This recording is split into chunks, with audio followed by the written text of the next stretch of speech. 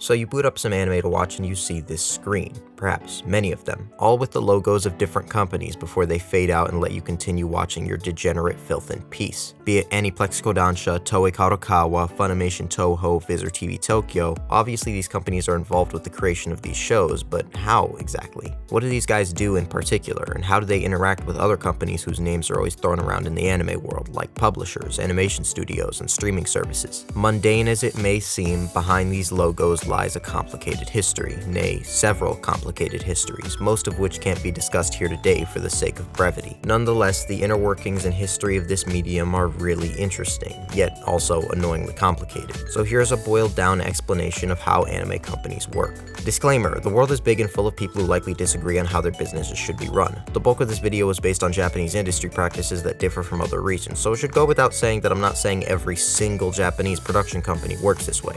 Okay, let's begin. There are four main types of companies involved in the making of anime, starting of course with manga publication. Before getting into companies, we start with a simple person, probably Japanese, believe it or not. He/she creates a manga and submits it to a publisher for them to serialize in one of their magazines. Well, it's a little more complicated than that. There are one-shots, contest submissions, serialization meetings, and a bunch of other stuff that's a story for another time. But for the sake of sticking to the point of this episode, which is to explain what these companies do in relation to the creation of anime, let's skip all the semantics and say the publisher likes the manga. It'll get serialized in one of their manga magazines. And in addition to getting a new chapter of the manga featured in nearly every issue of that magazine, the publisher will also every so often produce a compiled volume of the series to sell with their name and logo on the side and back. So the publisher is the company whose logo is on the manga and usually shows up in the anime credits as well. The most notable example I can bring up is the publisher Shueisha and their weekly Shonen Jump magazine. Probably because they are the only ones who know how to market their shit in the West, but again, that's a story for another time. There's also Shigakukan, who owns Shueisha, and Hakuensha, who's owned by Shueisha, as well as the aforementioned Kodansha and Kadokawa and others too. All of these publications have their own magazines for different demographics: boys, girls, adults, MILFs, you name it. Although you, my Western audience, may not recognize some of these big industry names. Why? Because these are the Japanese publishers. To get into some familiar names, we'll need to discuss the second type of company: licensors. Licensing is paying the copyright holder of an intellectual property, or IP for short, for permission to use that IP legally. Be it for making and selling toys based on the IP, video games, or most importantly, translating and distributing media internationally. This is why when you look at the back of a manga, you don't see Shueisha's logo, or whoever's. Because the publisher sells the manga in Japan. They don't have the resources to translate the manga to English and other languages and release it for the whole planet to read. But they still do want their manga to be available internationally, because it's a huge market and it would be idiotic to ignore it. So they license the manga out to international companies like Viz Media and Yen Press, who translate, publish, and sell it for them, getting their manga to be read by potential millions. When it comes to Western manga releases, Viz Media is the most recognizable name. There's also Yen Press, 7 Seas Entertainment, and Kodansha's US subsidiary as well. These are the big company names you'd always see on manga, but that's mostly not what I came here to talk about. So on to the vastly more interesting world of anime production. At some point after the manga gets popular enough, a company sends an offer to the manga publisher to make an anime adaptation for them. Most anime fans think this company would be the animation studio, but it usually isn't. The animation studios generally have a lot less power than most people think they do. The process actually starts with the lead production company. Most of the time, if a logo flashed on the screen before the show started, that's who it belonged to. They send an offer to the manga publisher asking to get the work animated. If an agreement is reached, the production company starts looking for other companies to help fund the project. This forms an anime production committee, a group of companies who work together to fund an anime project. Creating anime is costly. You need animation, music, voice acting, broadcasting, advertising, licensing. It's an incredibly complex medium. If one company were to fund all that, it would be really expensive and a gigantic risk. And if a couple of anime flopped, which is a very real possibility, it would be detrimental to the company. So the companies work together to lower the investment each company has to put down. If the show fails, then everybody loses less money and it's not a huge deal. Of course, this also means when a show is successful that each company gets less of the spoils, which isn't ideal for maximizing profits. But with most financially responsible companies, taking a lower cut of the profits in exchange for lowering the sting of commercial failure that is ever too common in the anime industry is a trade-off worth taking. To obtain, something of equal value must be lost after all.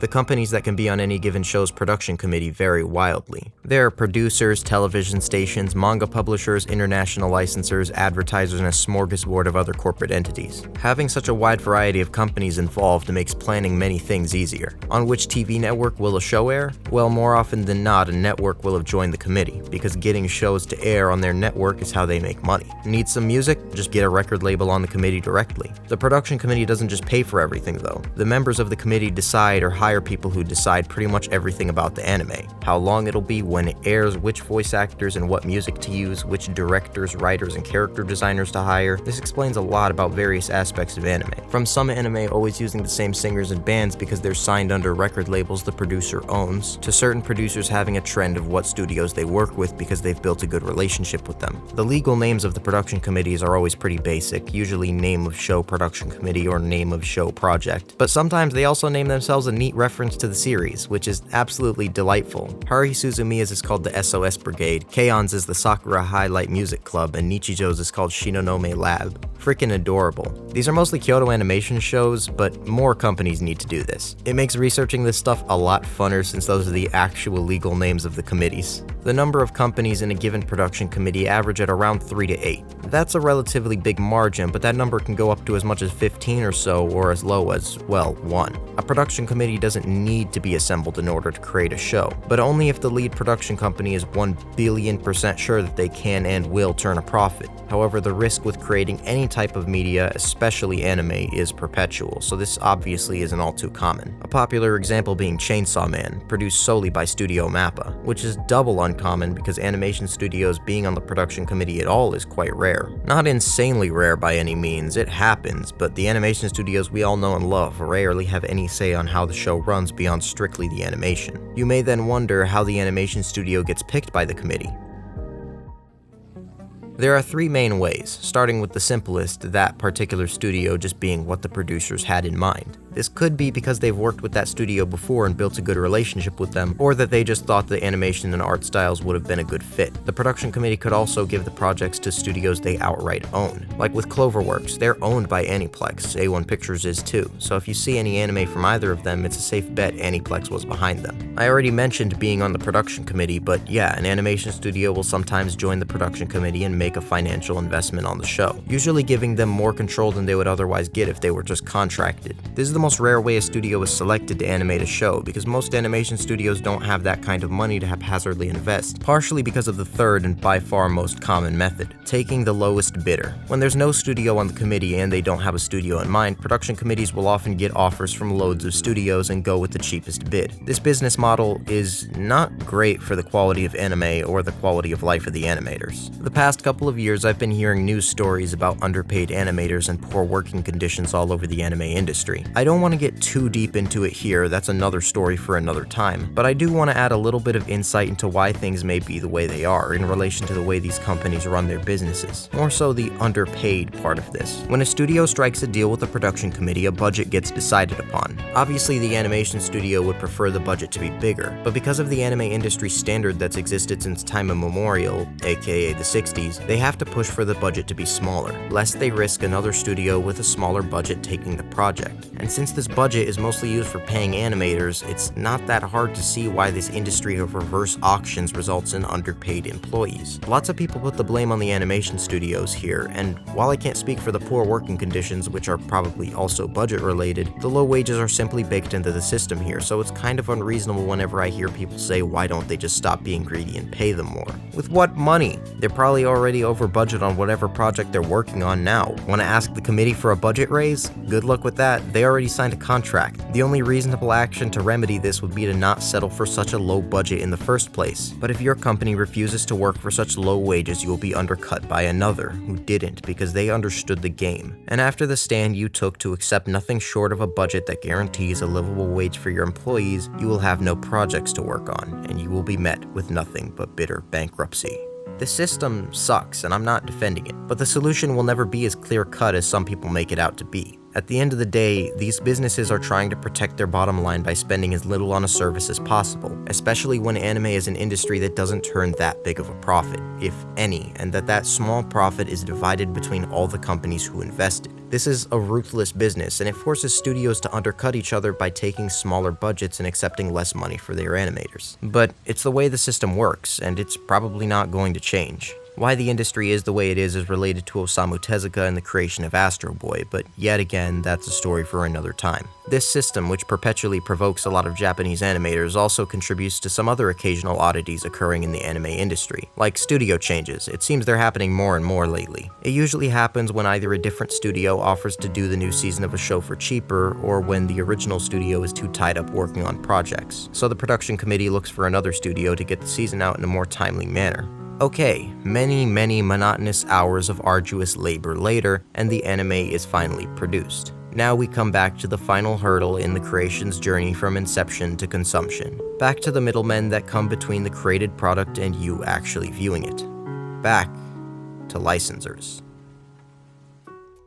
Backtracking to the manga section, licensing is when one company pays another to be able to use that company's IP legally. The company that owns the IP is the licensor, the company paying to use it is the licensee. There are a whole ton of things companies can get licenses for. Obviously you have streaming and dubbing rights, but there's also television airing rights, home video rights, toy manufacturing rights, clothing manufacturing rights, video game development rights, and a ton more. Any license is generally very specific as to what it allows the licensee to do and where. The license wouldn't just allow the licensee to do something vague like release the media internationally. It would be more specific, like allowing the licensee to release home video copies of the media in Australia, dubbed and subtitled in English, or to put the media on streaming services in North America, subtitled in English and Spanish. Although they will often just bundle these things together, like giving a company all merchandise manufacturing rights for all of the English-speaking countries, or giving Crunchyroll streaming, dubbing, and home video rights for the whole world except Asia in English, Spanish, Russian, Portuguese, French, or whatever other bullshit. Some Japanese production companies will just straight up create their own US licensing companies to get in on the budding business of anime in the West. Aniplex created Aniplex of America, and they have some of the biggest titles in the industry. Kodansha created Kodansha USA, more specifically for manga. Shueisha owns Viz Media. Bandai Namco created Bandai Visual USA, and NBC Universal Japan, formerly known as Geneon, created Geneon USA. Those last two are out of business, I'll get to that later. The next important thing to cover is exclusive licenses and sub-licensing. A streaming or home video license will often just be a one-time exclusive deal. For example, when Disney got the rights to stream Bleach the 1,000-Year Blood War arc, they got the exclusive master license to it, so no other company can buy a license to stream it, hence why it's not on Crunchyroll. That is, unless the licensee who has the master license now sells a sub-license to another company, which is why Bleach is available on Hulu. The licensee essentially becomes the new licensor, with complete discretion as to who they sub-license out to. And Disney would much prefer to sub-license their newly acquired show to stream on their subsidiary rather than their competitor. It should also come as no surprise that an exclusive license is more expensive than an open license. Most anime are dealt out in exclusive licenses, so it can be fun to see who got what whenever a new season starts. One sort of confusing case of this is Netflix.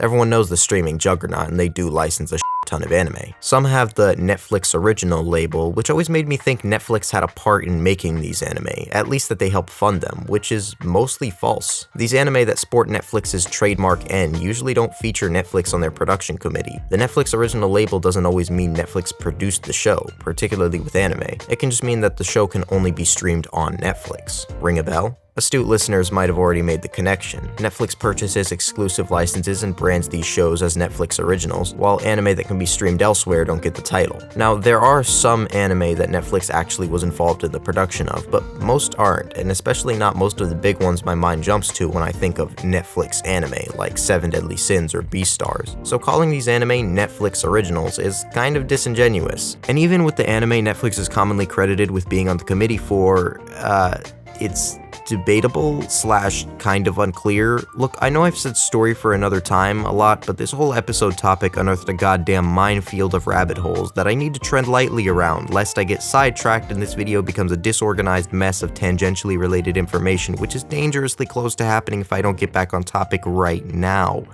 May as well mention, same different day with Hulu. All anime labeled Hulu originals are just Hulu and Disney having exclusive rights to them, although there's less ambiguity there. Which reminds me, companies like Netflix and pre-2022 Crunchyroll don't produce home video releases, so they'll often sub-license to other companies like Viz and Sentai to publish them. The exact reverse happens as well. Viz and Aniplex of America, two of the biggest anime licensors, don't have their own streaming services, which is why Viz and Aniplex anime like Naruto, Death Note, and FMA are streamable freaking anywhere. Now to wrap this up, no two licensing agreements are the same. Some get the license for 5 years, some get it for 45 years. I don't want to get too deep into every little detail about them, we'd be here all day, but those are the basics, so best to leave it there and discuss the actual companies a bit before closing out this episode. You may notice I said pre-2022 Crunchyroll earlier. If you were wondering why, it's because Crunchyroll merged with Funimation. Kind of. So Sony bought Funimation in 2017 and placed it under Aniplex, who they also own. Continuing their game of corporate anime monopoly, they also bought Crunchyroll in 2021 and placed it under the control of Funimation. Funimation started moving shows from their streaming service to Crunchyroll because it's way more popular, and seeing how it's a pretty recognizable name even to non-anime fans, they decided to change the name of the whole company to Crunchyroll and assimilate its branding too. The Funimation streaming service lost most of its support and is expected to shut down soon. Funimation home video discs are changing their branding to Crunchyroll. Funimation is now Crunchyroll. It's kind of sad to see the name basically disappear after it's been so closely associated with anime the last 30-odd years. They're still around, so no harm done, but it's just sad to see the name go. And that's not the only company name in anime that's long gone. For more, go back to the olden days when you didn't get to pick what showed up on TV, and if you did, you had to go to a store and get a disc for it like a goddamn homeless person. Companies transitioning from home video and cable to streaming has not been handled well at all in the last decade, at least with anime, turning a complete compendium of cartoon creating companies into a cripplingly crude cornucopia of corporate corpses ready to be cremated. The sheer number of bankrupt anime licensors is hopelessly depressing. I won't get too deep into all of them right now, but 4Kids, Bandai Visual USA, Genie on USA, ADV Films, and Friends are all 6 feet underground right about now, with most of their former licenses being bought out by other licensors that are still in the game. Holy shit, this really is a game of Monopoly. I'd go a little further, but I'll say it once more, story for another time. I've discussed a lot here. It's amazing that something as simple as the companies involved in the creation and consumption of media can have such an interesting systemization and history, and I've barely scratched the surface of the history part. I think this sort of thing is really fun to research and talk about. It's not important to know any of this stuff, it's never going to be on a test, it's useless information really, but isn't it interesting that there's so much more to the creation of something you enjoy than it initially seems? This whole episode is only the tip of the iceberg of things I'd like to discuss, as mentioned with the several stories for other times. There's a whole world behind that 22 minutes that hardly sees the light of day, and sometimes the journey of production is more entertaining than the destination ends up being. It's the same with video games, or movies, or any other type of media for that matter. Even a simple YouTube video. There's so much in this industry that you don't see. So many stories obscured by the screen. I'm excited to go through it. Stay tuned and you'll see.